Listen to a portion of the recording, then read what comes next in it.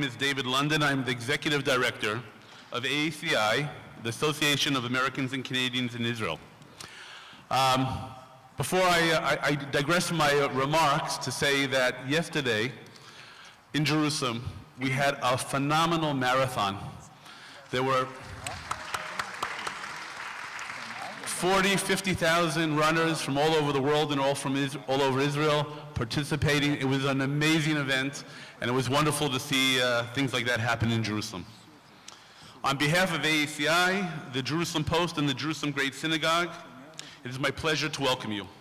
I want to take a moment to thank the Jerusalem Great Synagogue and its chairman, Asher Shapiro, for their vision in partnering this evening.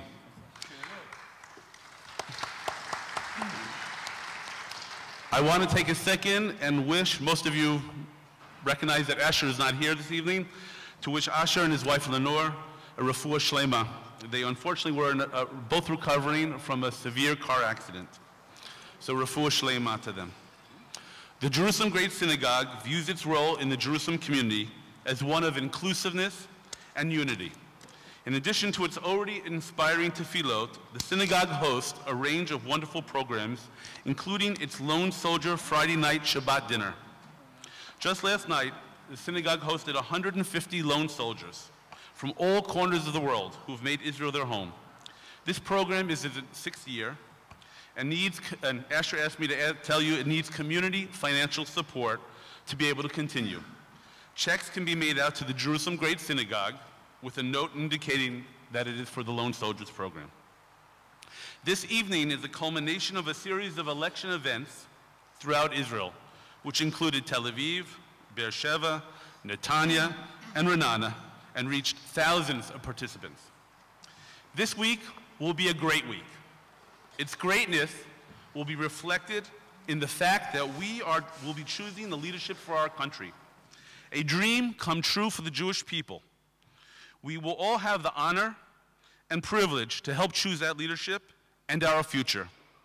We will do this from a place of knowledge and conviction that is imbued with love and respect for all people, for all the people of Israel and its citizens. We may be a small country, but we have a big vote. Most of us come from countries with slightly larger populations than Israel. Many of us felt that in those countries our votes didn't make much of an impact, but here in Israel, each and every vote is so important. For some of you, it's your first vote for the Knesset. For some, you voted many times. For me, it's around my 10th time, unfortunately, in only 20 years. The parties and leaders change from election to election, and that is why the public service, AACI, working with the Jerusalem Post, has been organizing these English-speaking election forums for over 30 years. Our goal is for you, the voter, to be able to go to the polls on Tuesday, March 17th, knowledgeable and informed about the parties and the candidates who are asking for your vote. In Jerusalem, AACI hosts some 200 activities monthly in our wonderful home, the Dr. Max and Gianna Glassman Family Center. Our activities throughout Israel, but especially in Jerusalem, make AACI the active hub of the English-speaking community in Jerusalem and around the country. The issues that drive AACI are spearheaded by our Aliyah, Klita, and Employment departments, who make the complex facts of life in Israel easier to understand and navigate for both the new Oleh and the veteran Oleh. AACI's strength is in providing crucial information and advocacy for the English-speaking community. AACI's Shira Pransky Health Project makes the Israeli healthcare system understandable and accessible. It cannot be in today's world that people do not receive the health rights and care they are entitled to because of language issues. 2015 brings new challenges, especially for U.S. citizens. There are many changes in IRS reporting requirements. To stay aware and up to date on critical information, AACI programs and activities, the Shira Pransky Health Project, our amazing kosher travel in Israel and abroad, and the many issues affecting dual citizens, subscribe to our e-newsletter, www.aaci.org.il. As always, AACI is here for you in both the good and not so good times. If you are not yet a member, we look forward to you joining the AACI family in the future. Before each election, journalists contact me trying to pigeonhole me about the English-speaking community and its voting patterns. I want to say loudly that the English-speaking vote, the English speakers vote across the entire spectrum of Israel's political parties. However, while we may have different political philosophies, we all voluntarily left our homes and came to live and build our lives in the state of Israel.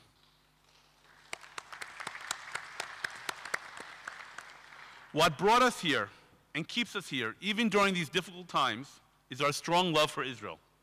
So our political and religious views may not be the same, but what unifies us is our belief that we need to seriously fight against corruption, that the rule of law needs to apply to all of Israel's citizens, even more so to its politicians.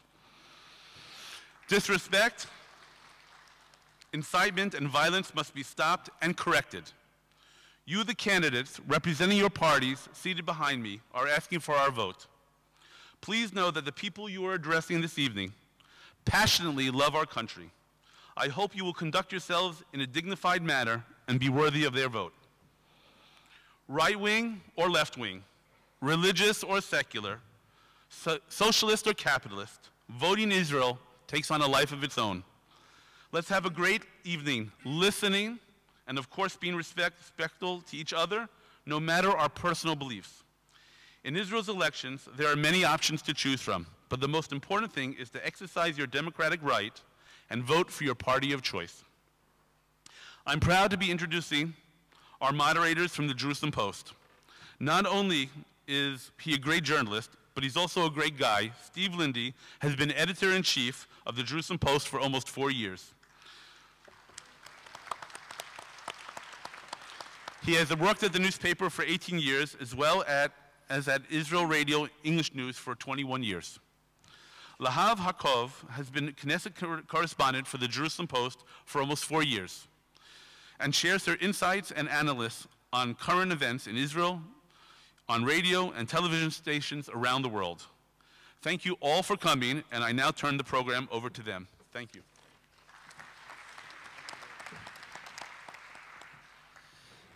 Good evening, Shavua Tov, and thank you so much for coming. I will actually be handing over mostly to Lahav Hakov, our Knesset reporter, to moderate the debate. But I'd like to say a few words before we start. Thank you also to Asher Shapiro, and we wish him and his wife a refuah shlema. Thank you also to David London and ACI, to my assistant Sapir Peretz, and to the whole team of organizers for this wonderful event, which, as David said, is the culmination of all our debates, which have been at a really high level. I'd also like to mention the sad passing today of Leah Van Leer, the Grande Dame of the Jerusalem Cinematheque. I happened to be wearing this suit at our Jerusalem Post conference, and she gave me this cachet of lavender, which I still have in my pocket. May her memory be for a blessing. Baruch Dayan Emet. Tonight, the great debate. And as you can see, 7 of the major parties have sent really, I think, their best speakers, their most eloquent English speakers, to participate in this debate. And it's really my honor and privilege to welcome you all here today. As David said, we'd like to focus on the issues. We would not like to regress to what some of this election campaign has done, which is ad hominem attacks and rhetoric that is not appropriate, but in the great tradition of English and I think Jewish debate as well, we'd like to keep it on a high level, addressing substantive issues rather than personal attacks. So let me welcome our wonderful lineup. Knesset member Rabbi Dov Lipman from Yesh Atid. He really was the address for English speakers in the last Knesset, and we hope you will be in the next Knesset as well. In fact, we hope you will all be elected to the next Knesset. More than 120 seats. It's time to change the system. Ambassador Michael Oren from Kulanu. who almost certainly will get a seat in the next Knesset because he's high up on the Kulanu list, and perhaps he will be the new address for English speakers in the Knesset. Ayelet Shaked, Beit Yehudi, who's very high up on the list as well. I'm purposely not saying numbers because I don't think they mean anything, but Ayelet Shaked is a very special legislator, and I think is unusual in that she is secular in a party that's mostly considered religious. So welcome to you. Former cabinet minister, science and minister without portfolio, the wonderful Benny Begin.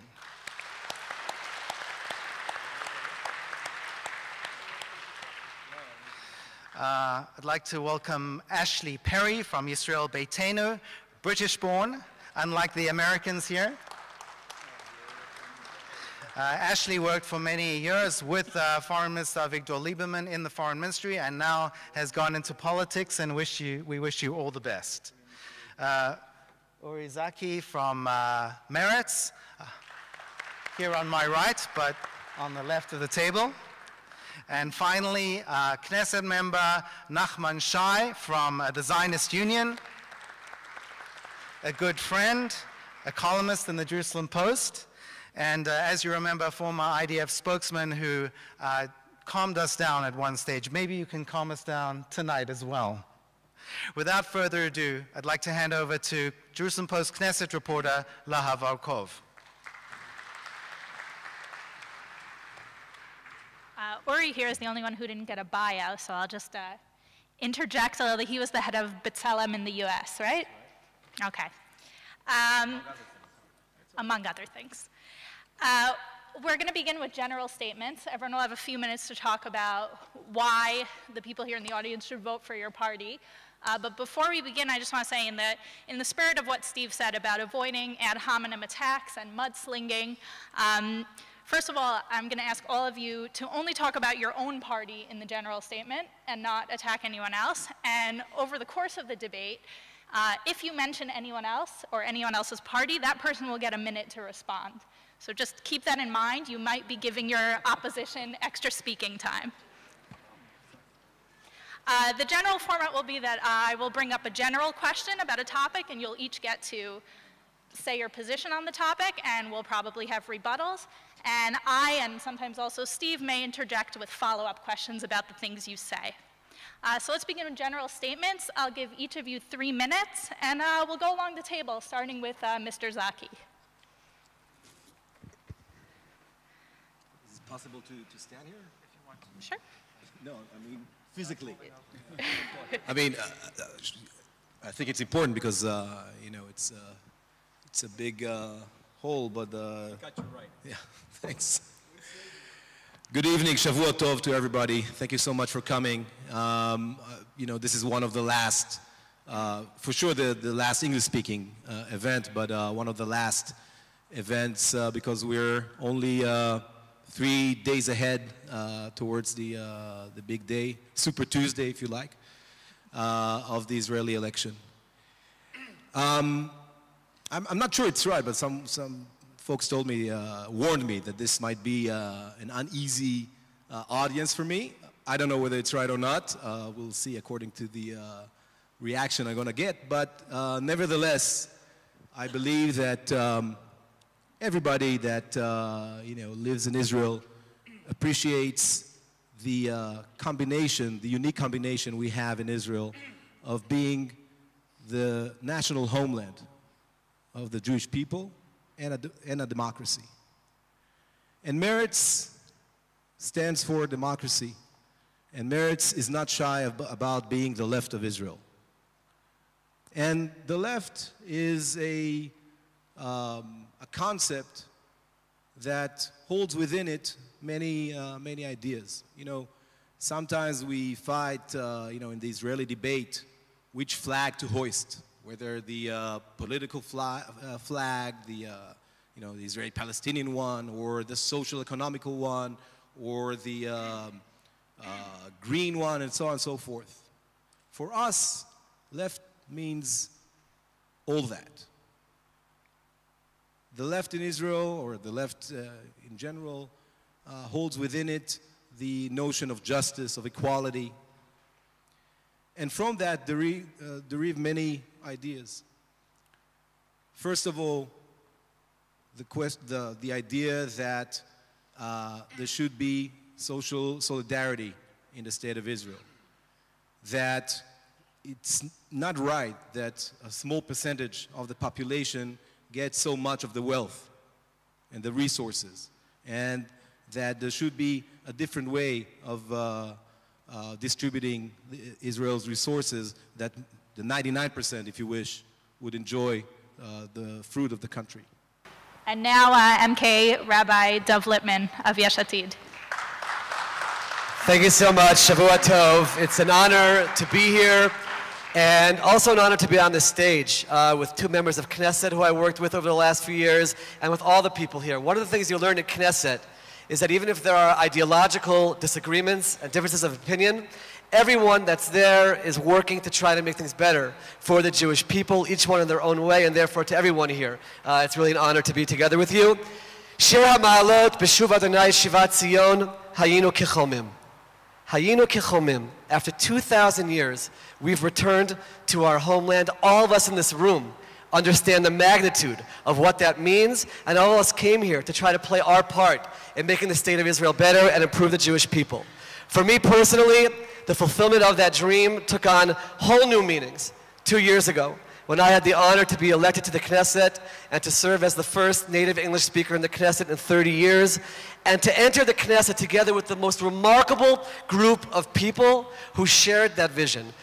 Olim from all different backgrounds, men, women, Sephardic, Ashkenazic, religious, secular, working together to try to solve problems in Israel. And because we had that passion, we were able to accomplish so much more in a year and 8 months than I can ever imagine. In the time we have here, I can't go down the entire list. I ask all of you to make sure to get flyers on your way out to see what we've done. And after we're done here tonight, go home and go on the Yesh Atid website and see in English on the links for reforms all the things that we've done. But very briefly, one thing which we promised 2 years ago, the integration of the Haredi community into Israeli society, where we have a draft law which says that we work towards a point where everybody serves the Jewish people together with unity, where we focus on employment. I'm the head of the Knesset task force to help Haredim get to work, and we get an average of 500 resumes per month from Haredim who are saying it's time to leave wherever they are in yeshiva or kollel to support their families with dignity, and we help them get training and help them find work. And that's not only a financial, economic issue, but it's also a unity issue for all of us. And general studies in the Haredi schools, something which hasn't been dealt with in decades, and we finally broke through that, and it's happening, and it's wonderful to see Haredi young boys getting English and math and giving the chance for a future in terms of higher education. To get 1 billion shekel to Holocaust survivors, the first comprehensive national project for Holocaust survivors who now finally get medication for free, dental care for free, optical care for free, and the money goes right into their accounts to help them with no bureaucracy. That's what it means to be a Jewish people who returned home. And finally, number 3, a massive fight against corruption, to get rid of the concept, which we abolished by law, of minister without portfolio, small, efficient government. This is what it is about making this country better. And one last word, Lahav, before you tell me my time is up, and that is Olim. Finally, a focus on making things better for all Olim, including English-speaking Olim, where we abolished a theory test for people who've been driving for years and now can get their license here without having to take a theory test, making it easier for nurses to come to Israel and Aliyah without having to take their licensing when they first come here, but beforehand, and so on, and so on, and so on. The list goes on. I ask all of you to listen to the issues tonight. Hopefully we'll have a positive, uplifting debate, and like I said before, focus on the action. People who are there with passion and Zionism to get things done, and hopefully that will bring you over towards our party, towards the Yesh Atid. Thank you so much. And finally, we have Ashley Perry from Yisrael Beiteinu. Thank you. Shavua Tov. Is this working? Yes. There's been a lot of vagaries, a lot of empty slogans in this election period so far, so it's time to talk Tachlis. Last Wednesday, exactly 4 years ago, 2 Arab terrorists infiltrated the yeshuv of Itamar. We all know what happened. There was a vicious slaughter of a family, including 2 parents and 3 children, including the almost decapitation of a 3-month-old baby while she slept. These 2 terrorists were thankfully apprehended and brought before trial. The military prosecuting attorney thought about imposing the death sentence, or at least asking for the death sentence, but decided against it. When they were found guilty, the military judge again thought about imposing the death sentence, which has never ever been imposed except for one man in the history of the State of Israel, Adolf Eichmann. So he thought about the death penalty because this was such a heinous and vicious crime, but he rejected it. These 2 people are now sitting in prison, and if precedent is anything to go by, they can earn degrees, they can get married, they can have parties, they can hold office like Marwan Barghouti. They can hope with pretty good cause that eventually they will get out by some sort of trade. Yisrael Beitenu has said the first law that we will pass in the next Knesset is the death penalty for vicious terrorist murders. We want to take the decision-making. Once someone has been found guilty, there isn't a decision to be made by the judge anymore. You can't give life sentences or maybe this kind of sentence or the death sentence. We are taking that decision-making process out of their hands. There is one decision to be made. When you viciously murder Jews in their bed, in their sleep, death penalty. That is it. That is the only decision that can be made. This will return deterrence because too many people have looked at the 4,000 terrorists that have been released over the last few years and in the hope. You know, there used to be this belief that don't give them the death penalty because they want the death penalty. They want death. They expect death. Not anymore. They go in knowing, wait a few years, get your degree, get married, and you'll be back in our terrorist infrastructure within a few years, thinking about perpetrating the next one, as many of the terrorists released have. So if you want the death penalty for terrorists, and it's uncomfortable for me as a person from England, where we don't have a death penalty, to talk about this issue, but we've tried everything else. We need to disincentivize terrorism. We need to disincentivize those who are thinking now how they can kill us, how they can destroy whole families. We need the death penalty, and we need it now. Vote Yisrael Beitenu, and the first law that we will bring to the next Knesset is death penalty for vicious terrorists. Thank you very much.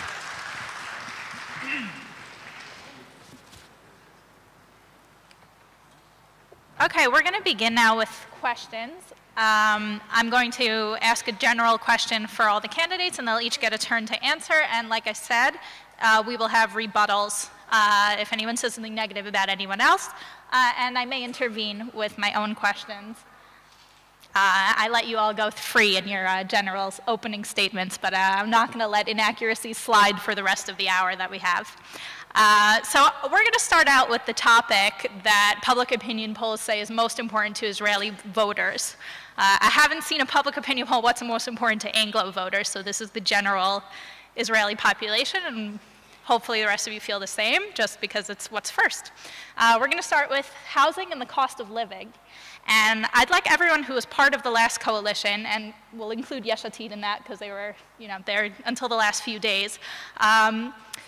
My question for the people who were part of the coalition is, well, this was a major issue in the last election too, and what has your party done to bring a change or not bring a change in the last 2 years, and what do you plan to do moving forward?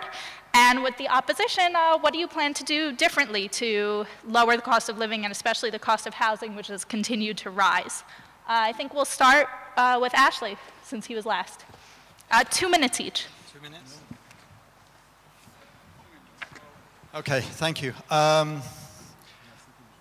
The government knows how to spend your money. A lot of my colleagues and a lot of election campaigns will tell you how we're going to spend your money, and they'll say, we'll lower the cost of living by doing this, we'll raise this, we'll lower this. I'm going to tell you, Yisrael Beitenu, how we can make money. In Yisrael Beitenu's government ministries, we have made money. How have we done that? Since we took over the tourism ministry 6 years ago, there were about 150,000 tourists coming to Israel every year. Today, there's 750,000 tourists coming every year. For every extra 100,000 tourists, there are 4,000 jobs. There are tens of millions added to the budget. Another thing, Aliyah. Many of you may have come through the Nefesh B'Nefesh. Well, that funding came from the Ministry of... Nefesh B'Nefesh definitely deserve a round of applause. The funding for Nefesh B'Nefesh, large parts of it came from the Ministry of Immigrant Absorption. I think Nefesh B'Nefesh did a great survey a couple of years ago and figured out since they were around, which has coincided and enlarged between Yisrael Beinu's control of the ministry, I think the Olim have contributed something like 10 billion extra shekels to the budget. And that is large part because of the investment by the Immigrant Absorption Ministry. So I'm just going to talk about a couple of things. We like to talk tachlis. I'm not going to throw out slogans.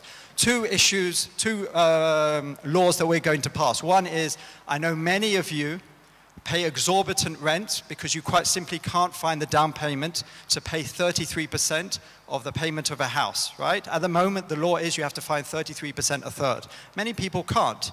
What we're going to say is those who serve their country, those who contribute to society, will get a 90% mortgage. You only have to find 10%. The government will subsidize the difference between the current amount, which is 66%, and 90% for those who serve their country. Another thing is, I don't know about you, but I have 4 kids, and my wife and I, we're always talking about who's going to get home in time for their kids, for Tzaron, etc., etc. And sometimes we can't even afford Tzaron. Yisrael Beitenu says every single person who serves their country, every single person who contributes by working and paying taxes will get free Tzaron from the age of 6 months to the age of 6, because then we can ensure more people will come into the workforce. A husband and wife can both work full-time. Thank you, Ashley. Thank you very much. I have a follow-up question for you.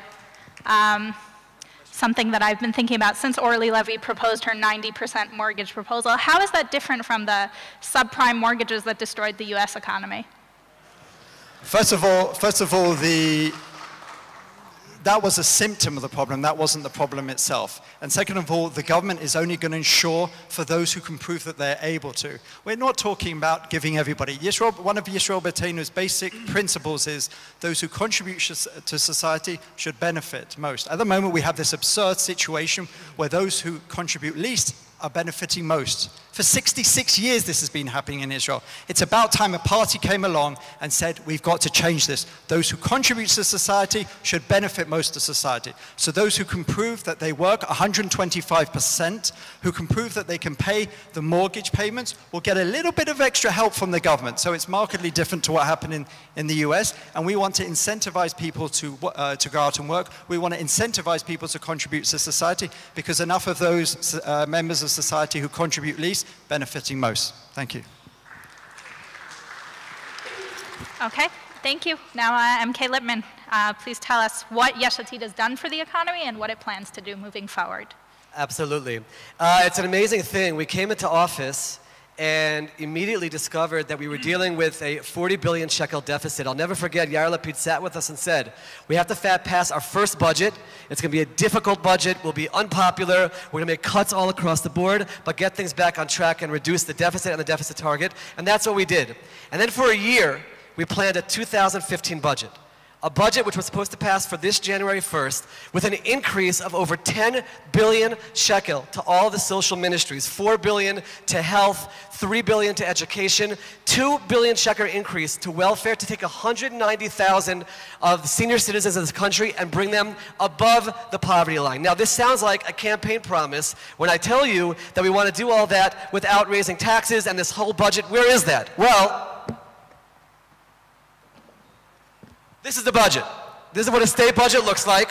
We spent a year planning this budget. It is ready to go. The key is in the ignition. We want to get back in office and do that. It will bring down the cost of housing drastically and especially help the neediest in society. Our philosophy is take the neediest and help them, and those who are capable, get them to work. Exactly what I opened with before, especially within the Haredi community, but in general, get people out to the point where they can go to work. Now, the amazing thing is you can do that without raising taxes. How do you do that? This booklet explains how. It's by fighting corruption. There is money everywhere, and it's being wasted and going to all the wrong places. But when you say, we're going to fight corruption, and we're going to go and get the money from hidden profits of corporations, we're going to make sure the government is not spending your money without knowing where it's going, then you're able to have an incredibly social-minded budget. That is not just a campaign promise. It's here. It's ready to go, and we look forward to get back into office and getting that budget passed, which will bring down the cost of living dramatically for all of you and for all of Israel.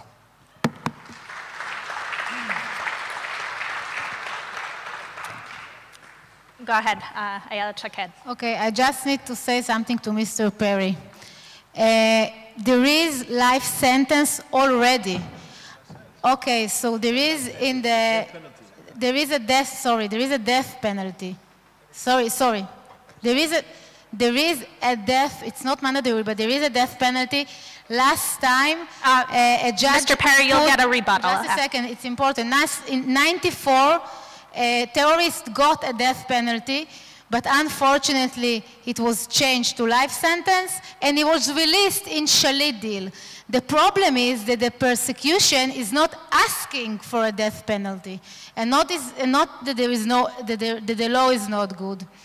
Regarding house rating, the housing minister, Uri Ariel, did exactly what we need to do. He increased the supply in order to meet the demand.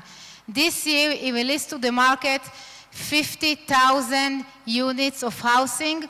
The demand, by the way, is 40,000. And unfortunately, in the first Netanyahu government and in Olmert government, they released between 20,000 and 30,000. This is why we have a problem today. So what we need to do is to increase the supply in order to meet the demand. Next year, Uri Ariel is planning to release to the market 60,000 houses, and I think that this is the right way. Not to put some populistic laws that actually not meeting the economy law. We need to increase the supply and also to do Mechir Matara. I don't know if you know, target price, yeah. This is what he did as well. And target price with increasing the supply, I hope in a year or two will solve this problem because it's definitely the most severe issue that there is in the Israeli economy. Mr. Perry, you have a minute to respond. I actually think the answer to the question that MK Shaked brought up is actually found in this week's Parashah. Today we read again about the details of the Mishkan. Why do we read about the details of the Mishkan when we read about them a few Parashiot ago? And a lot of our sources tell us something very, very, very clever, I think, even. First of all, you put the principles down, the theoretical principles. And then, once you actually have the points that you're talking about, the Mishkan, then you have to put them into action. For 66 years, we had the principle, we had the theory of the death sentence. Now it's time to put it into practice, and we're going to take the decision-making out of the judge's hand, because it's one of many options that they have, and give them one option. For vicious and heinous mass murder of Jews, there is only one option, the death penalty. That is not the current state of affairs today. Okay, thank you. Now, MK Shai, please tell us about Zionist Union's plan for the cost of living and housing.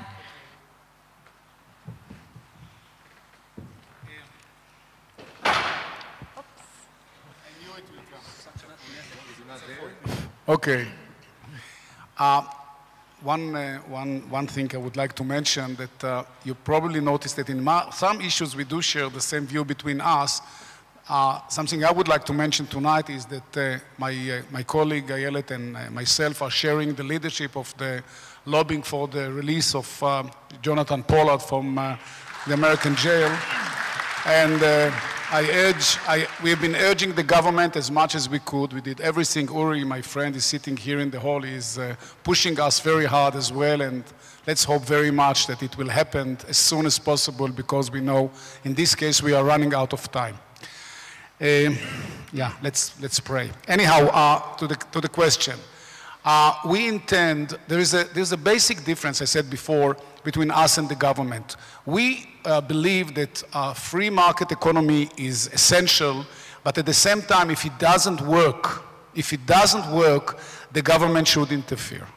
The government should take the lead.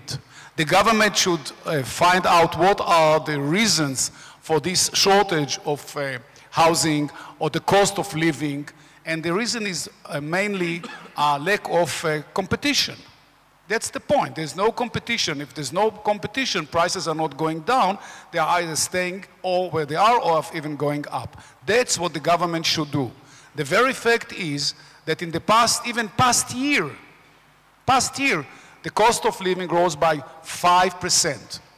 We intend to take the lead, and we intend to be involved, and we intend, if necessary, even to build by the state, something which hasn't happened for a long time. The last time the government built by itself was over 20 years ago, when the bulk of the Russian Jews came to Israel, and we had to find solutions for them as soon as possible, housing solutions. And one of the ideas was, and it was actually completed by that government, hundreds of thousands of houses and units were built just for the sake of helping them to settle as soon as possible. I'm not sure we are going to do that in the same scope, but this is just an example of what the government should do. The same applies to other markets in Israel. They need that regulation is not enough. We have to find out what are the roots of the crisis and take care. That's the basic difference between us and the government, and we hope very much, we believe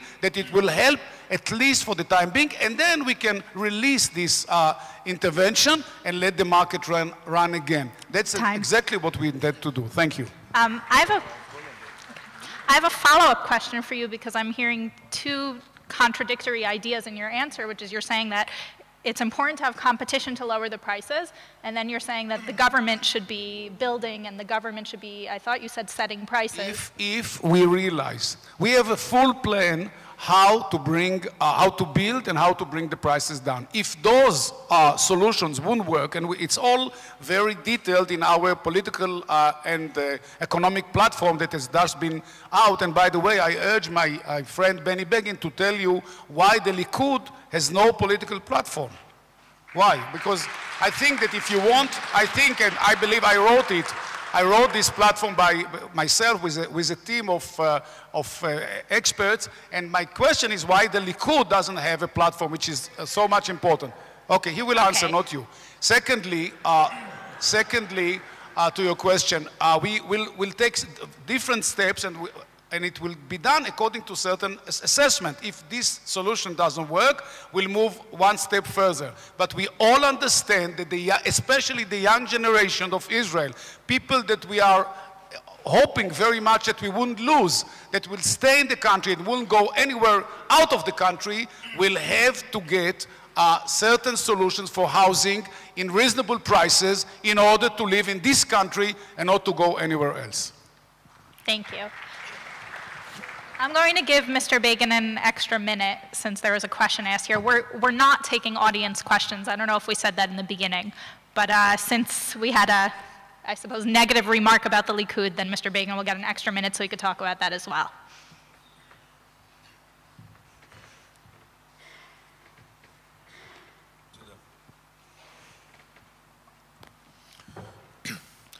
Platforms are important. Platforms may be important, but they are a song for the future. Likud can demonstrate real achievements on the ground. I think it's the best and most reliable platform you can have, and this issue, I think, shows you clearly the difference between image, propaganda, and facts on the ground. I'll give you several examples. People tell me that you don't take statistics with you to the grocery store. But statistics are important, the numbers are important. People take for granted the fact that unemployment rate here in Israel is one of the lowest in the Western countries, say about 5.2%. Please note, each percent point of unemployment represents 32,000 people employed or unemployed. Had it been 6%, still low, even 7%, still not high, it would mean an addition of 30 or 60,000 people unemployed, but people take it for granted that unemployment rate is so low. Price index went down in the year 2014. People don't know it, people don't care. People say, well, but I have a difficulty going to the grocery store and pay the check for whatever I bought there. Here's another achievement, very important, from not only the economic but the social point of view. A great decision pushed by Prime Minister Netanyahu when I served in his cabinet, which is to transfer army camps from the central part of the country to the Negev. We allocated at the time about 18 or 19 billion shekels for that. This is not a dream, it's being realized right now. Some camps are already constructed, more are to come. Some of them represent the most advanced, high-tech issues tackled by army units. They're going to draw with them high-tech computer whizzes from Herzliya and Kfar Saba. The Negev is going to have totally different face within 8 or 10 years. Yes, it takes time. Unemployment rate there is going to decrease drastically, dramatically. More jobs are going to be created. And last but not least, they are going to evacuate some areas in the central part of the country, in the main areas of demand, in order to afford more and more areas for the construction of new apartments. Your time is up. Let me agree in a minute. In 20 seconds. In 20 seconds. I do agree with Ayelet here that Uri Ariel is doing a great job as the Minister of Housing.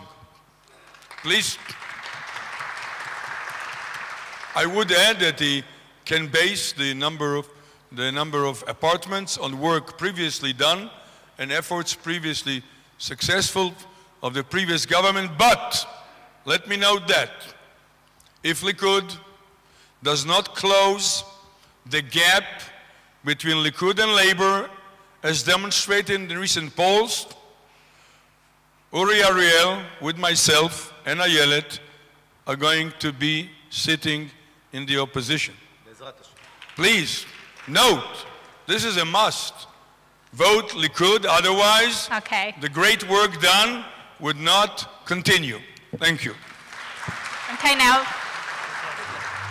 we have Ambassador Oren from a party that was founded for this express Before you purpose. start my clock, just a word about, I fully support what Nachman said and Ayelet's efforts on behalf of Jonathan Pollard.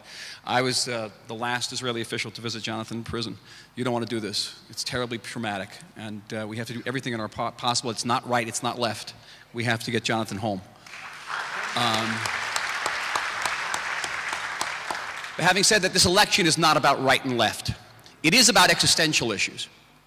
But it's not about the Iranian nuclear threat. It's not about terror. It's not even about the Palestinian issue. You talk about statistics, Benny. Overwhelming statistics of the state of Israel show that Israelis believe that the greatest threats to this country are the social gaps and the high price of housing, the high price of food, the high cost of living. Simple. We talk about social gaps that are among the largest in the world. I hear everyone talk about how wonderful the Israeli economy is. I wonder if we're living in the same state. We're talking about the largest social gaps in the world next to Chile and Mexico. 20% of the population living beneath the poverty line. Yeah, people are employed, but do you know what poverty is in the state of Israel? It's 2,800 shekels per month on your paycheck. If you make 2,801 shekels in the state of Israel, you're not impoverished. Yeah, right. Yeah, right. 36% of the children beneath the poverty line. It's a busha for a Jewish state. Busha. Housing, people are building houses all over the place. We have 125,000 unit deficit in housing. Next year it'll be 170,000. 250,000 housing units bogged down in bureaucracy. Housing prices from 2008 and to 2013 go up 55%. Under the last government, it went up 17% in 2 years. Rents, 80% in the central part of the country. Who can live here? And people are earning exactly the same amount of money. You are talking about an existential threat, and there's only one way to address the existential threat. That is by going at the root cause, not by cutting off VAT, not by building in the middle of the Negev where there's no infrastructure, no jobs. Only one way, and it's to break up the monopoly of the Israel Land Authority, which is a state monopoly. It's to break up the monopoly over the banks, which charge an average of 3,000 shekels per year for an Israeli family. That's a month's salary for a lot of people. on charges and commissions that you would never pay in the United States. Now, you pay money to deposit a check in your bank here. You pay money to take it out. It's crazy. There are 2 credit card slickers in this country. All the banks control your credit cards. Only one party is coming out with a platform that is talking about dismantling the monopolies. That's what it's about. One party. And you're all going to shake your heads, but I haven't seen anybody else touch a monopoly here in the last 2 years. None. They're all there. They're all exactly the same place. Have you touched a bank? Have you touched the 5 companies that control all the food on your market shelf? Have you touched the 2 monopolies that control all the import of food in this country? Not one. Time. Not one. If we don't do it, folks, that is the existential threat facing this country. This party, Kulanu Party, is here to make sure you stay here. That's what we're about, making sure you and your kids stay here. Period. So I said that I'm not going to let people get away with inaccuracies. So as Uri here was shaking his head, Meretz also has a platform about breaking the bank monopoly. And Naftali Bennett has been working on breaking other monopolies. Concrete, I believe, was one of them. And I'm sure other parties have things to say about that, but we will move on to... Food prices went down 3.6% because people can't afford to buy food, not because no one broke up a monopoly. That's true. It didn't go down 5.5%. It's just not true. The food prices went down in 5% this year. Down because people can't afford to buy food. It's not true. That's why. It's just not because you did anything. It's just not true. We did a lot of things, and it's just not true. Also, Naftali Bennett broke the cement monopoly. It's just not true. Didn't touch any of the monopolies. MK Lipman has something quick. Just afford to buy milky so they buy bread. Well, everyone has things to say. All right, everyone gets like 2 sentences, and then we move on to Uri. I can give you a list of things that Bennett did in the economy ministry, included breaking the monopolies, breaking cartels, and other things, and this is why the food prices went down in 5%. Okay, MK Lipman. The Tao report says that the food prices went down because people don't have food, don't have money to buy food. That is the only single reason. Okay, thank you. Yes, I am taking control. Thank you, MK Shai. MK Lipman had something quick to say, probably about what his party did. Just 5 seconds, because a statement was made that no other party has in their platform. This is our platform book, 273 pages, 26 chapters. Page 31, clearly the plan dismantling monopolies. So let's make sure that we all speak truth, and it's right over here in the platform, a major part of our efforts as well. Dear Dov, did you break up a single monopoly? All right. Last one, Mr. Ambassador Oren, please. Yes. We're on Israel. One sentence. What's the fun of Yeah, just be quick. Yisrael Beiteinu's agricultural minister broke up the dairy products monopoly, so let's keep facts where they are. Okay. Now, Meretz, I'll give you like an extra 30 seconds because this got out of hand. You know, it's interesting, this debate, and Michael, I must say, you know, you said this election is not about right and left. If you think that right and left in Israel are only the Israeli-Palestinian conflict, then you're right. But it's much deeper than that. And what we see in the outgoing Netanyahu-led coalition are 5 shades of gray of a right-wing economical point of view. And this debate, I'm sorry, I don't know whether the prices, the food prices went down in 2.6 or 2.7%, but we all know how the Israeli economy looks like, and more than that, how all of us are struggling in one way or another, some of us much more. And it just doesn't make sense. It doesn't make sense that in the US, when you're there, and people are making much more money, everything is cheaper. That doesn't make any sense. You know, at the social protest of 2011, we said, "Zo lo ta'ut, zo mediniyut." It is not a mistake, it is a policy. That's exactly the problem. What Israel needs is a new economical deal, a new deal, to change the whole way the economical thinking of Israel works. By the way, since Mr. Netanyahu was the Minister of Finance in 2003 and adopted Republican-style ideas that wrecked the Israeli welfare state. Now, I'm very close to many of the ideas that Nachman raised, that the Zionist Union raised. My only problem is what I fear is that in 2, 3, or 4 years, when we'll be here next, Nachman will be also here to defend the outgoing coalition that all of the parties here are going to be part of. What we need is a real change in Israel. We need another prime minister, but we need a different coalition. That's why you have to vote for Meretz for a true change. Thank you. Thank you. You didn't even need the extra time. So my next question, since you already brought up comparing Netanyahu to a Republican, I think that everyone at this table, or almost everyone at this table, is somewhat concerned about the deal that the world powers are working on with Iran. I think that there's a almost consensus on right and left that it's not what Israel would ideally want. On the other hand, there's criticism that the way Netanyahu has responded to this deal that's being written is turning Israel into a partisan issue in the US. And so I would like the candidates here to sort of address both sides of it. First of all, how Israel should be working on Iran, and also how Israel should be dealing with its greatest ally, America, which is working on something that's at least against the current government's views on Iran. And I think that we'll start with Mr. Begin. We'll start in the middle and work our way outward. You didn't understand the question. Okay. Is it a question? It's a question. The question is this. Please turn to us, because through the microphone, to the loudspeakers, it's very difficult. Okay. How should Israel be responding to the deal that the world powers are making with Iran? And has Israel's current response to it, is it damaging the U.S.-Israel relationship? How should we be dealing with the U.S.-Israel relationship in relation to Iran?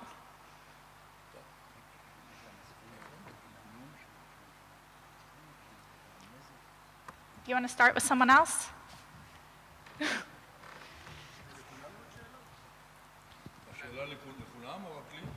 אתה מתחיל, שאלה לכולם.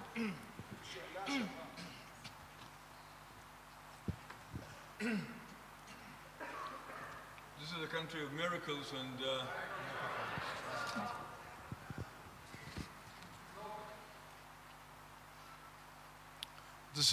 miracles, and one of them took place about 2 months ago or 6 weeks ago. Until that time,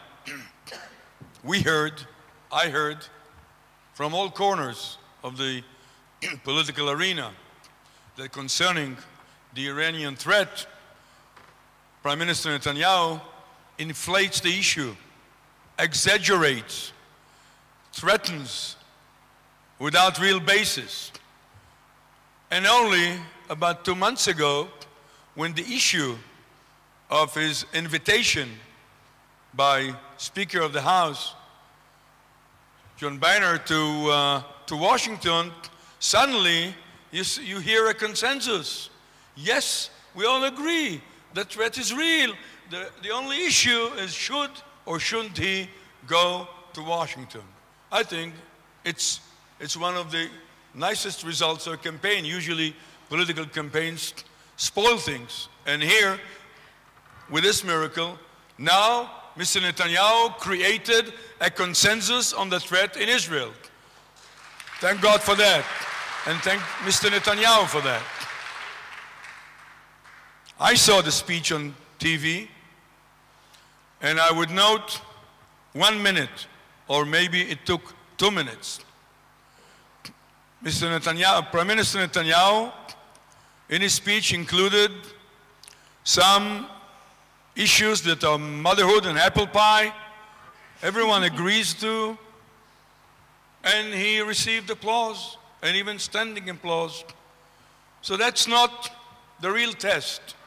When one of the tests came is when he presented 3 different conditions, or rather preconditions, to the signing of agreement between the 6, I don't know, this 5 plus 1 is ancient, you don't need it. The 6 and it goes back to 1946 or 7. And Iran would be that they stop their subversion in the world, that they should stop their attempts to dominate the Middle East, and the last one, that they should stop, of course, calling for the destruction of the state of Israel. Now, Thank you. it would have been very nice if Congress applauded with standing ovation following the presentation of the 3 arguments. No, you remember it. After each one taking issue with the administration, the whole Congress almost rose to their feet, and was a great power to that standing ovation. And I think by that, Prime Minister Netanyahu demonstrated that he has been a great national asset for the state of Israel. Okay, your time is up. With the important influence that he has in the American Congress. Thank you.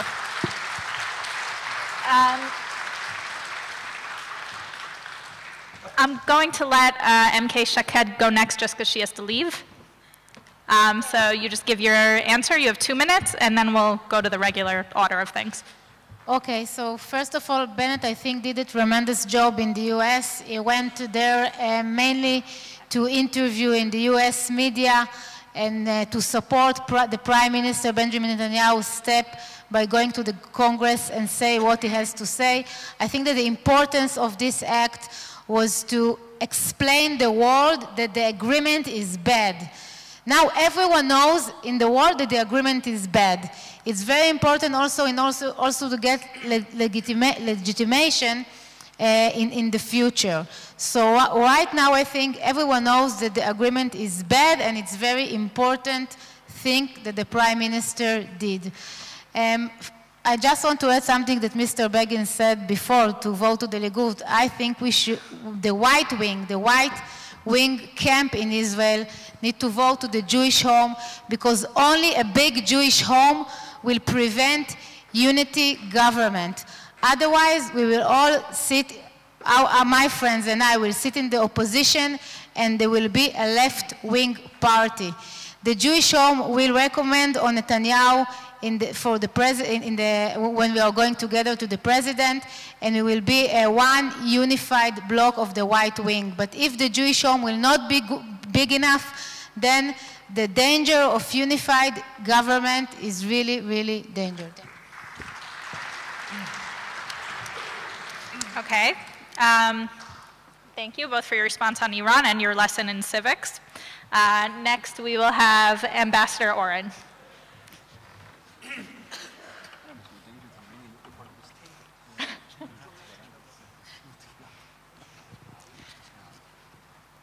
Needless to say, I have a lot to say about this. Anybody who participates for nearly 5 years in the most intimate discussions with the United States over the Iranian nuclear program cannot come away from those discussions with any other conclusion that the Iranian nuclear program presents not one but several existential threats to the state of Israel. So there's no difference. I don't think I probably speak for the entire table here. There's no difference between right and left on this as well. The Iranian nuclear threat is a multiple existential threat to the state of Israel. The question is, how do you address it? How do you address it? And it's certainly incumbent on any Israeli leader to do his or her utmost to prevent that from happening. But it's also incumbent on every Israeli leader to do his or her utmost to preserve bipartisan support in the United States of America, which is a paramount Israeli strategic interest. There's no substitute for the United States as our essential ally. There's no substitute for Israel as an ally of the United States as well, but no substitute. And when dealing and thinking strategically in our region, we have to think not only that we provide ourselves with a military Iron Dome, and I was privileged to bring the support for Iron Dome, nearly $1 billion. We have to think about a diplomatic Iron Dome. If chas v'chalila, we have to go to war against Hezbollah tomorrow, and we know that we cannot take out the 100,000 rockets of Hezbollah from the air, that we're going to have to send our army into Lebanon, and it's going to be a long and difficult war, who's going to back us? Who's going to protect us in the UN? Who's going to send us vital supplies of ammunition? Last summer, we didn't get them. We didn't get them. So the question is whether this particular speech at that time, and by the way, he could have given the speech next week, and it still would have been before the deadline for the nuclear talks, but nobody would have conflated it in the United States with Israeli elections, and we could have created the impression this had nothing to do with elections, that this is truly an existential threat. That was a problem, was with the impression created. And we don't know whether it achieved the goal, because there was a tremendous gulf between Democrats in Congress and the president. Now we see the Democrats rallying around the president. Is that good for Israel? That we insinuated ourselves in that way. No difference about the issue, difference about the timing and the place. That is it. At the end of the day, we are still going to be left with a terrible threat. It's a bad deal on Iran, and we have to think about it strategically and smartly, how we do this together with the United States, not in opposition to part of the United States. Thank you. Next, we'll have M.K. Shai from Zionist Union. Before you speak, let me just introduce Uri Bank, who has replaced Ayelet Shaked, who had to leave. Actually, there's no replacement to Ayelet Shaked, but Uri is a fine guy. And now no women on the panel, which is I'm here, I'm representing. You are, no, you are not included on the panel. True. Love. Anyhow, Michael, you are ready to the right coalition, I think. I mean, what's wrong in Ben is, yeah, because you just... They are ready to join their coalition, right? Okay, I don't know why to say that, because in what I've just heard from Michael is the best description of how damaging the speech was in, listen to me, please, okay? I said before, and I keep saying, that we share the same concern about nuclear Iran. The same concern, and we've been doing in any way we could, including my role in the past Knesset was to represent the Knesset in the European Council and so on and so forth. Everywhere we went, we carried the same message. But I think that to go to Washington and to challenge the President of the United States from the White House, from the Congress to the White House, how long it is, 1 mile or whatever, okay? And to get into the Democrats and Republican discussions and fighting, inner fighting about many issues, and to embarrass the American Jewish community, challenging their loyalty. Guys, let's maintain civility. You wouldn't like it if people booed you. I like it. And finally, AIPAC, which is playing such an important role in the American political scenery, and also to create a situation which their job will be much harder now than it was before. The message was the right one. But as I said before, you're not going to Washington and carrying such an anti-presidential message from the Congress. No, you never do it, because there is always tomorrow. Tomorrow and the day after. We'll keep, we need America in so many international fora. We need them in the Israeli-US relations when it comes to defense and security. We need them all the time, and we need the president. So I keep saying, the message, there was the right one. The way it was done was not. Thank you. Thank you. Mr. Zaki will be next, and I want to remind everyone to please be polite to him. But just give me the time to stand up. Of course. Look, I'm not sure how this audience is divided from some of the, at least the booing over there. I got a feeling that it's not equivalent to how the Jewish vote in the United States goes. And correct me if I'm wrong. And you know, it kind of interested me, what threat was Netanyahu trying to kill in Washington 2 weeks ago? I have a feeling it was more about the Obama threat in his thinking than the Iranian threat. And to do what he did, if he really is about stopping the Iranian threat through Washington and even through Congress, he did a very lousy job. Because now less Democrats are willing to align with Republicans in order to have a better deal as he portrayed it. Now, you know, the GOP folks in DC call Netanyahu our senator from Jerusalem. Israel cannot be a partisan issue in the United States. That's a strategic threat on the state of Israel.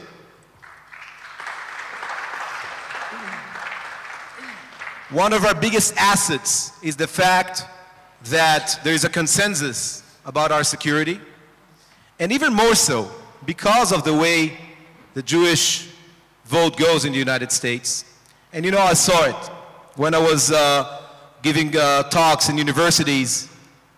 The younger generation drifts apart from Israel because of its policies, because of its current leadership, the hardline leadership of Mr. Netanyahu.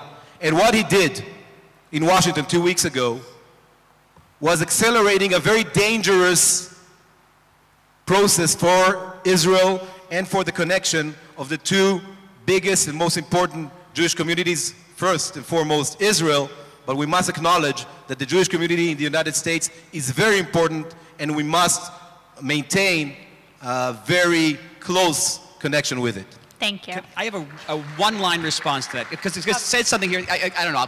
If Benny doesn't respond to it, I'm going to respond to it. Very, very briefly. And I say this only because someone who worked with the Prime Minister for a long time, nobody can question his sincerity in dealing with the Iranian issue.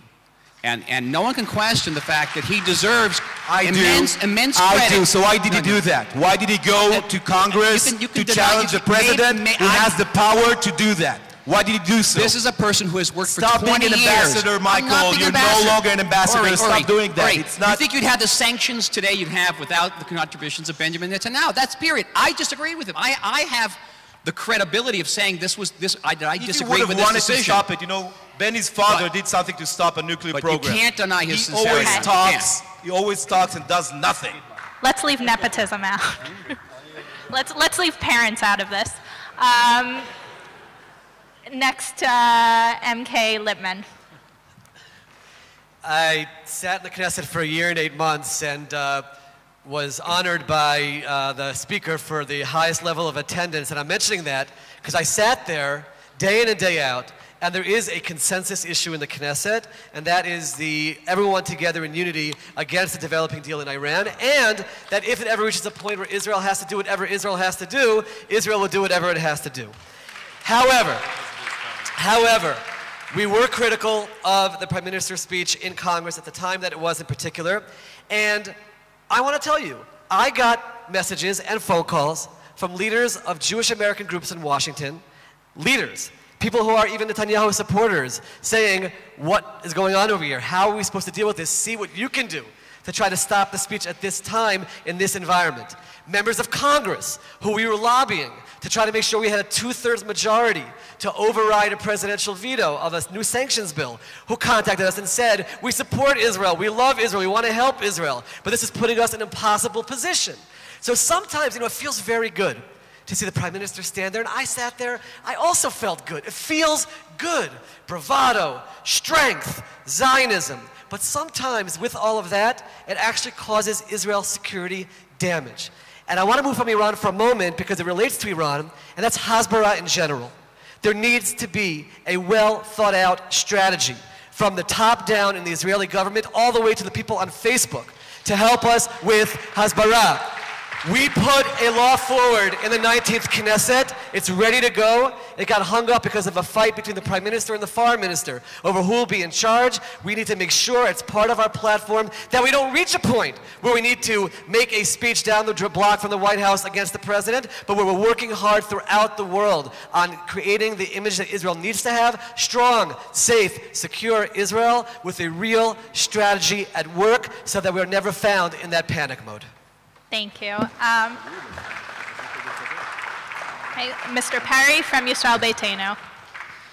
As advisor to the Foreign Minister for the last 6 years, I was also in many of these meetings, not just with the US, but with many of our friends around the world. And there's no doubt that the Iranian threat is very real, and it's a grave threat, and there really is a consensus issue. But before we talk about ridding ourselves of the Iranian threat in Iran, we have an Iranian threat on our borders now, in the shape of Hamas on our southern border, in the shape of Hezbollah on our northern border.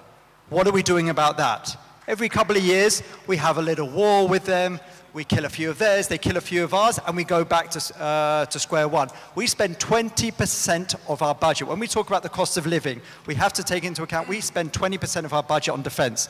The Western European countries spend less than 2%. So if we are spending all that money, surely we can achieve more than just a tie with Hamas and Hezbollah.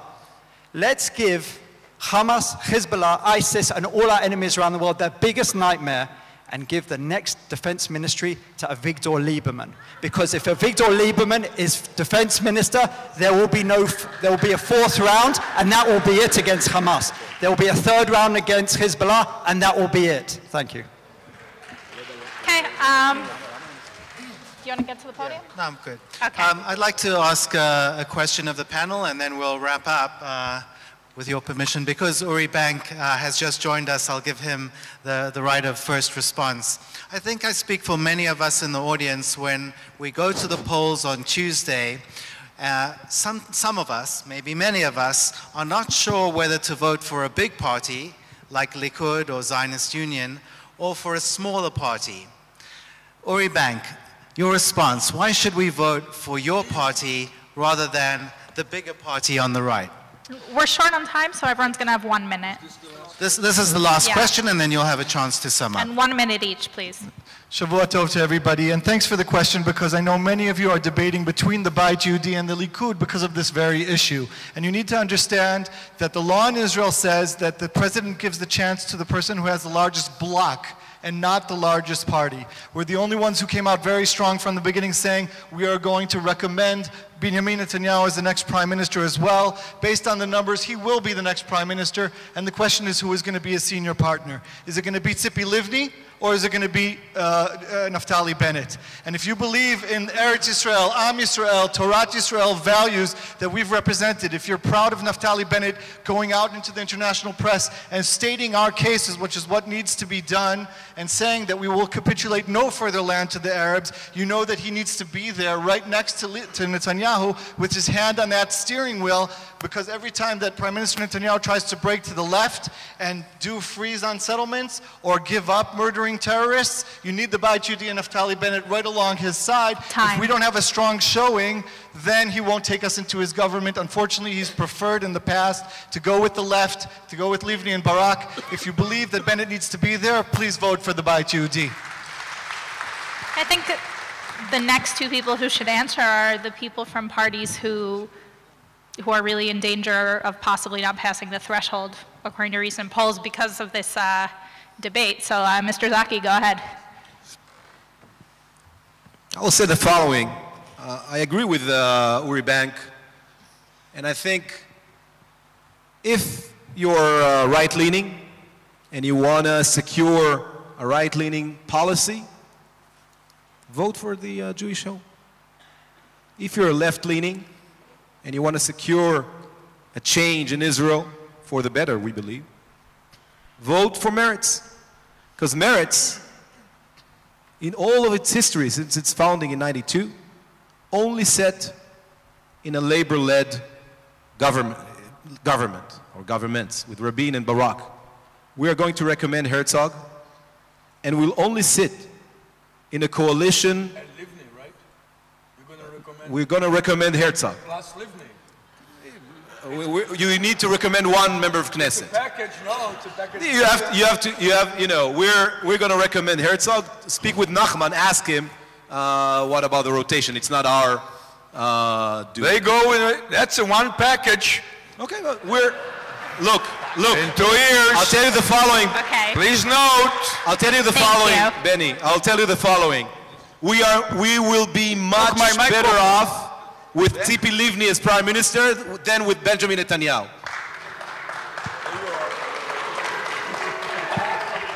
That's our truth. But the only danger, my only fear is that Herzog and Livni, both of them already sat in a Netanyahu-led coalition. And if you truly want Herzog to be prime minister, you have to vote for Meretz, because otherwise your vote might get to a Netanyahu-led coalition. Mr. Perry, unlike Mr. Bink and Mr. Zaki, your party hasn't been campaigning on this issue, but I imagine it's important to you too. The threshold. The threshold. I'm really not worried. We'll be far closer to double figures than the polls are suggesting. But I want to talk about something else at the moment. I want to talk about something that has no practical application for, I would assume, anyone in this room, but really sits deep in our hearts. For the last 6 years, you know what really worried my boss, Foreign Minister Victor Lieberman, more than anything else that came across his desk? Last year's Pew survey results. Does everyone know what I'm talking about? Which showed 70% assimilation rates in the United States. And by the way, it's not that much better in Britain, Europe, and other places. Israel Beitenu has put as part of their platform, because this isn't a vote grabber, because none of these people vote, but we are committed that in the next government we will give hundreds of millions of dollars, which will be matched by overseas diaspora money, to create an international Jewish and Zionist school system, because it cannot be in the United States, in France, in Argentina, and many other places around the world that children will opt out of being Jewish and Zionist because they can't afford to send their kids to school. This is what we promise. Thank you. I'd like everyone else to stay on topic. If you don't want to answer the question, you're welcome to pass. Okay. Yeah, let's. I want to answer that question. I'm a small Yeah. party. No, okay, but we'll. All right, we'll let the smaller parties, and then we'll do the big ones. So, Ambassador Oren, go ahead. We want to be a large party. I come to you after a couple of years in a country that has a two-party system, and I want to tell you that the large parties are overrated. They're completely bogged down in political polarization there, and they can't get anything done. And the Knesset actually gets much more done than the U.S. Congress does right now. The last coalition had very large parties in it. And part of their mandate called for lowering housing prices, solving the housing crisis, lowering the cost of living, and they failed. So big parties are not a panacea for the country's problems. They are parties that are actually committed to bringing about a change. Now, I don't have any, good, props with me, but I think all of you probably have one of these things with you. It's a cell phone. And there's only one person who's made a material change in your life here by bringing down the cost of cell phones, and that's Moshe Kachlon. He broke up the cell phone monopolies. My hand used to shake it every month when my son's bill would come in, his high school bill, from using a cell phone. And the state of Israel made 5 billion shekels off the breakup of the cell phone monopolies. That's your answer. Last point. When you go into the polls on Tuesday, and if you want to vote for a large party, know that there's a 50% chance that your vote is going to be lost. It's going to be like betting on the red and black in a roulette table. If you vote for the Kulanu party, we're the only party that says we'll join every coalition that says that will give us the keys to to carrying out our promises to our voters. If you vote for Kulanu, you will have a 100% chance of making a change. MK Lipman, do you want to answer? We're going to let the big parties go last. You should vote based on your values. You should vote based on the parties that are talking about the issues, and there are sometimes the smaller parties, or the center parties, so to speak, deal with core issues. I want to highlight 4 in the minute that I have. On the Haredi issue, on integration to society, my biggest fear going to these elections is the larger side parties on both sides that will listen to the slogan of the Haredi parties of turn the clock back on all the progress that's been made. We're the only party talking about making sure that we keep the progress going. Religion and state in general. We have laws, legislation in the pipeline to get to a point where we have no agunot in Israel, letting secular Israel breathe somewhat in terms of religion and state issues. Corruption hasn't been talked about tonight. And legislation which failed in the last Knesset, unfortunately, which we co-sponsored, that someone who's found guilty of moral turpitude while in office can never come back as an MK or a minister. These are laws which impact all of our lives. And finally, a party that talks about Olim, a party of Olim, from all immigrant backgrounds that are going to make life better for all immigrants in Israel. The larger parties tend to move away from that. Middle-sized parties can get that done. Thank you. Okay. Mr. Begin, you have 1 minute. And you have water bottles here if you want to make like the head of your party for your... Myself.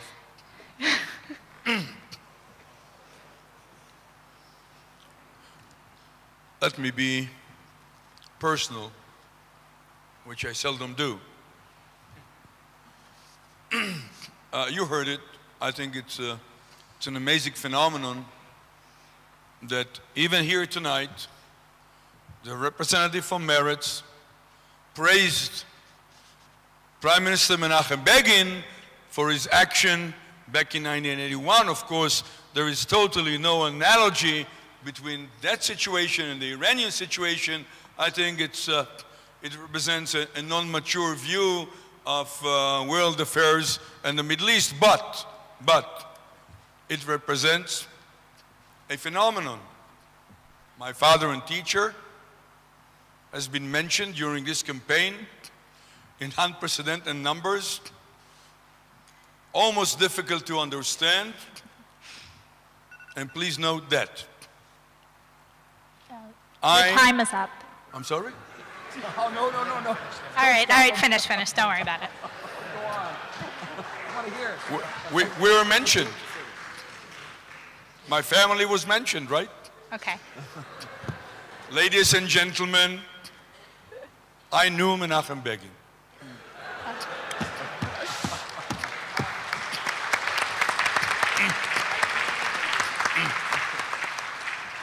And I never pretend to speak on his behalf.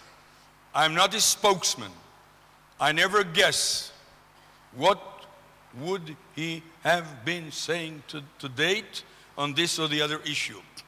There are pretenders in the political market. And now, excuse me, Michael, the leader of your party is one of these pretenders. Here's a new heir to Prime Minister Begin. I would say to the real Begin, okay? I think it's not right. Of course, he can pretend in whatever way he would like to, but don't be deceived. It's a very tricky game. I think that you know that Moshe Kachlon, a friend, is investing a lot of effort through this pretense to suck right-wing voters to the Israeli left camp and to Prime Minister Herzog and Prime Minister Tzipi Livni through the Kulanu party. They are constructing a pipe through which they'll suck votes under false pretense and move them to Mr. Herzog and Mrs. Livni. I think it's very dangerous. I think that Michael told you there's a 50% chance that they would align themselves with labor. Right? Be careful. Be careful. Vote for a party for which you are certain 100% that it will support Prime Minister Netanyahu and protect our country. Vote Likud. Have to respond. I just want to clarify something. Very short response. Okay. For the record, Moshe Kachlon never compared himself to Begin. He does. He never said. He did say that he represents the spirit of the Likud under Begin, which was a party that won the 1977 elections by representing the working class, by representing the poor, and where is that today? And I think it's a very legitimate question, Benny. Okay. You're not doing it today. That's why Kulanu came into being. If Likud had been fulfilling its historic mission, Kulanu never would have come into being. Please tell the audience, are you going to recommend Mr. Netanyahu or Mrs. Livni? And I will tell Through Mr. Herzog. And I will tell you categorically, we will join any coalition, what I said before. That's right. Any coalition that will give us the tools to fill our promises to our voters. Now you know I think it the all. points have been made, and we'll let MK We said that Shai. from the very first day of this Yes. election. We're saying it on the last the day. of the electorate election. should draw a Okay. conclusion. Right, they are. I just want to clarify a remark I made in case somebody misinterpreted and thought I was being rude. When I was talking about the water bottles, there was an analogy the Prime Minister made between how full a water bottle is and what a coalition is. I was not referring to a different scandal that is not relevant today.